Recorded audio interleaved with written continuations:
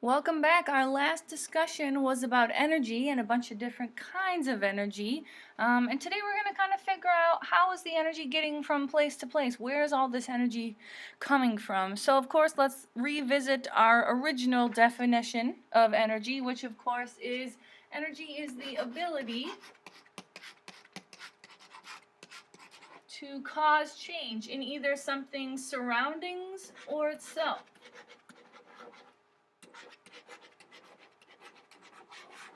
And we talked about that day how the earth would be pretty boring without any sort of energy. Nothing could change. There'd be no energy transfer. The world would be very different. So energy, of course, is very important. So just a review of the energies we talked about last time. Looking at this image and this kind of scenario, I want you to think about and list on the right-hand side there examples of each of those energies that we can see within this picture. And maybe not necessarily in this picture, but in this scenario, right? Think about the events happening right before or after this picture. So, of course, we have kinetic energy, we have gravitational energy, we have chemical, and we have elastic. So just on the right-hand side, make a list of what is going on in this picture or scenario of those examples. Go ahead and pause the video, think about it, talk about it with your partner there, and make sure you have these energies found in the picture. Okay, so me, I think about kinetic, of course, and the energy in motion. So I see, of course, the person bungee jumping, they'd be falling. As soon as we hit play on this video, right, they'd be falling, and so kinetic would be that person falling through the air. Gravitational, I would think about just before this picture was taken, right when they were standing on the bridge, kind of looking down, waiting to jump off and do that bungee jump. For chemical, of course, I would think about this ice cream cone there, right? This is the chemical potential energy stored up in that. That's, of course, food, where we get that. In the elastic, of course, would be coming from the bungee right here. When the person would be totally down, they'd be totally stretched out. As they were flying back up into the air, it'd be totally recoiled. So we see examples of all those happening in this image. Okay, so again, our focus of the day is where is all that energy coming from? How did all of those scenarios get the energy to occur? 3 essential questions you have at the top of your paper. Again, where is the energy coming from? That's our focus. And then we're going to look at 2 laws of thermodynamics, the first and second law, to give us an idea of where that energy is coming from and how it's getting from place to place. So, the main source of energy that we get for the Earth here is, of course, the sun, right? 99% of our energy is coming from the sun, transferred down from solar energy in different ways to get to the place that we need to use it. One common example that we've talked about already in our carbon cycle is photosynthesis. This is a very common example of energy transfer. Okay? We know photosynthesis, of course, is when we have solar energy from the sun being absorbed by plants along with carbon dioxide, otherwise known as CO2. And when that solar energy along with the carbon dioxide is absorbed by plants, what they're doing is making it into chemical energy for themselves. Right, they are bonding different materials together, creating a chemical energy inside of them where they get their food from their sugars. Okay, so energy is being transferred through the process of photosynthesis, creating chemical bonds within the plant, making food for itself. Okay? Now another step would be, of course, for us, humans and animals, to eat those plants. And by eating the plants, we then are taking in the sugars they created, making additional chemical bonds,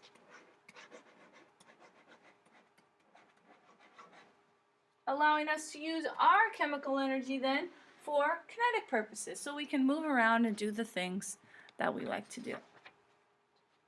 Okay, so here's the big time example that we want to know.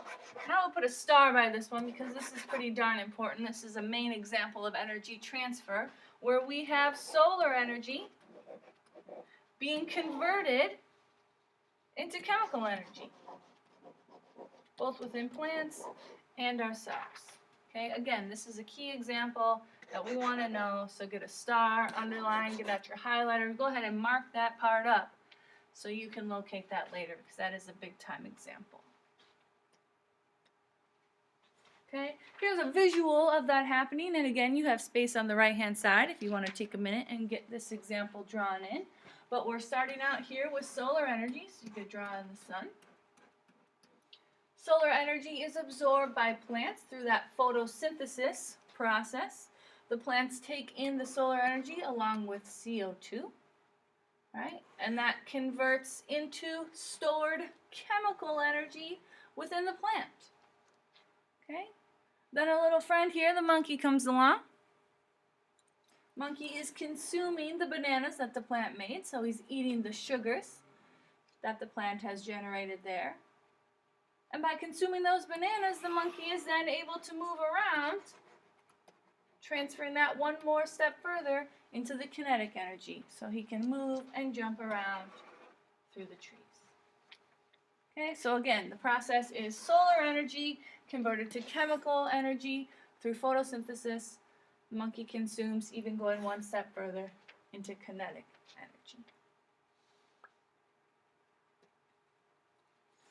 So how is this happening? We've got a couple rules here to consider. The first one is called the first law of thermodynamics. Thermo, of course, is meaning heat.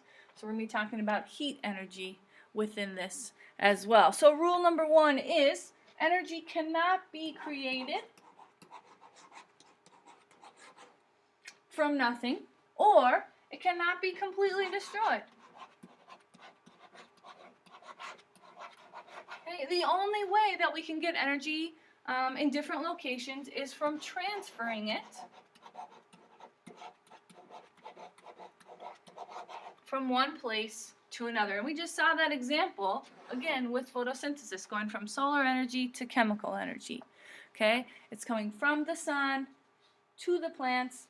We will talk a little bit later in trimester 3 how the sun, of course, is getting its energy. We know it can't just be created from nothing. There's definitely energy there. But there are a few exceptions, okay? We always have a little exception to some rule. Nuclear energy that we talked about last unit is an example of energy being created. It's a man-made kind of a thing, so we can't put it under this natural law. That there we're talking about fission, okay? Fusion is how stars get their energy, and again, we'll talk about that third trimester as well. So first law of thermodynamics, this is one of our learning targets. This is one of your essential questions. I will put a star by this section here. First law of thermodynamics, energy cannot be created from nothing or completely destroyed. It's always got to be transferred from one place to the next. Okay, a few other examples other than our photosynthesis. Chemical energy is stored in the banana and transferred to kinetic, kind of like we talked about with the monkey, when it's consumed.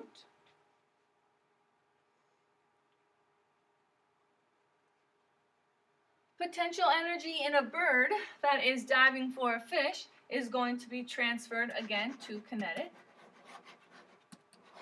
So we've got a bird just kind of at rest, sitting on a perch. All of a sudden he sees the fish he wants to go for. As soon as he bounces off that perch, headed down diving, he is transferring his potential energy to kinetic energy. And finally, we have the example of chemical energy stored within coal.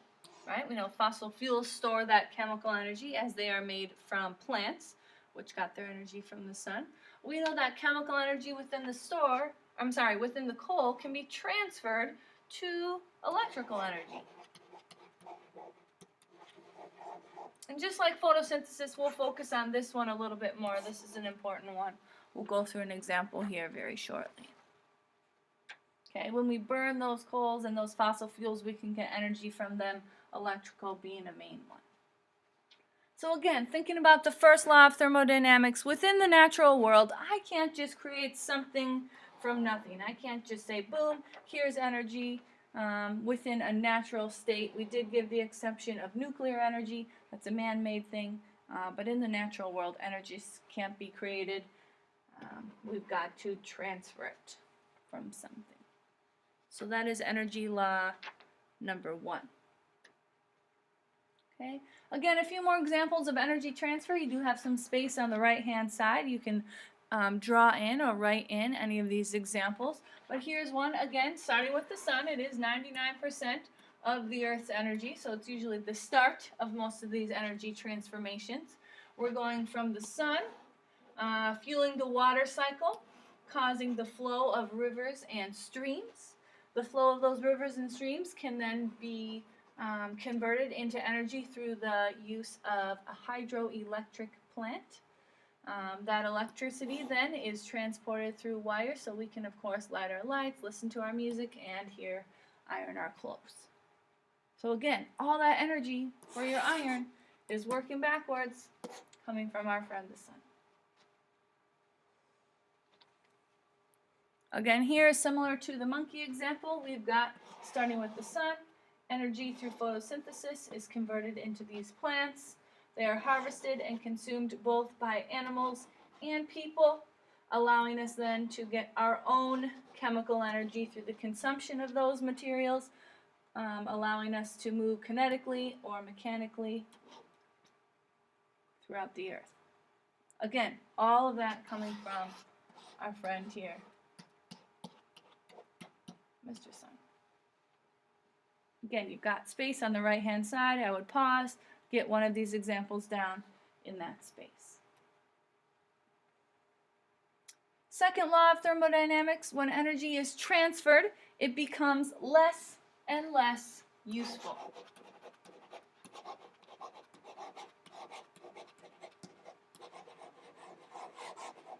So as we think about those examples from the sun to the plants to the animals to us moving around, the energy is not still full force. I still don't have all that energy coming directly from the sun. Most of it, as it becomes transferred from one thing to the next, gets lost as thermal energy, which we know of as heat. Right? We can't make something from nothing. We know that some of that energy is coming out of the transfer. So thinking about the light bulb lab, we looked at the energy in of each one of these bulbs. And each one had a different energy in, and each one had a different energy coming out because of the amount of heat being lost from the light bulb. If you remember, our incandescent here used up the most energy at about 60 watts, and most of you had about 100-degree change from that light bulb lab. So the energy coming in, even though we were having about the same amount of light energy come out of each bulb, because this one had so much coming in, it had so much being lost as heat, allowing it to heat up the most. Our LED over here was only using about 6 watts of energy, and it had the lowest increase in temperature, about 20 degrees, which is a good thing because as that energy is coming in, we know most of it's going to light the light bulb, okay, not being lost as heat. So LED, we know we found out in the lab, was definitely the most efficient bulb. Okay, within the second law here, we're thinking about some examples that we saw within the skate park. Okay, we saw the skate park go back and forth, looking at kinetic and potential, both for the skater. I want you to pause and think about these questions. You got space for them to be answered on the side. Again, what would happen to the height of the skater on the ramp as he goes back and forth?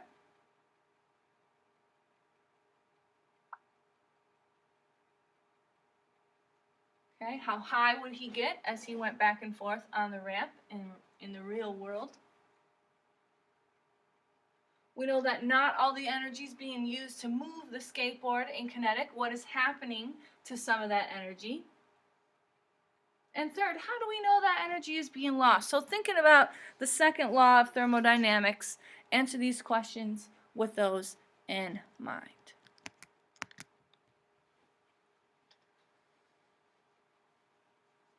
If you haven't already, take a pause on the video, answer those couple questions, then come back to us.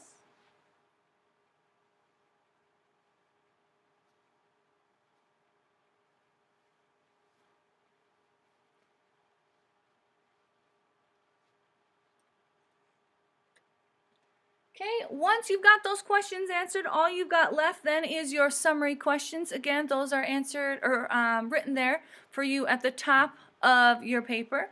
But answer these questions. The first one is a simple answer. Where does majority of the energy come from within our Earth system? But then these next two are described. So it says, using the first and second law of thermodynamics, answer the following question. So make sure you double check what this definition is and include it into your answer. Right? Because the first law of thermodynamics states this, we know athletes do. Right? Or using the second law of thermodynamics, we know it states this. Here's the answer to the question. So pull those definitions into those answers. 2 and 3 I expect to be a little bit longer. Number 1, you'll most likely just have one sentence there.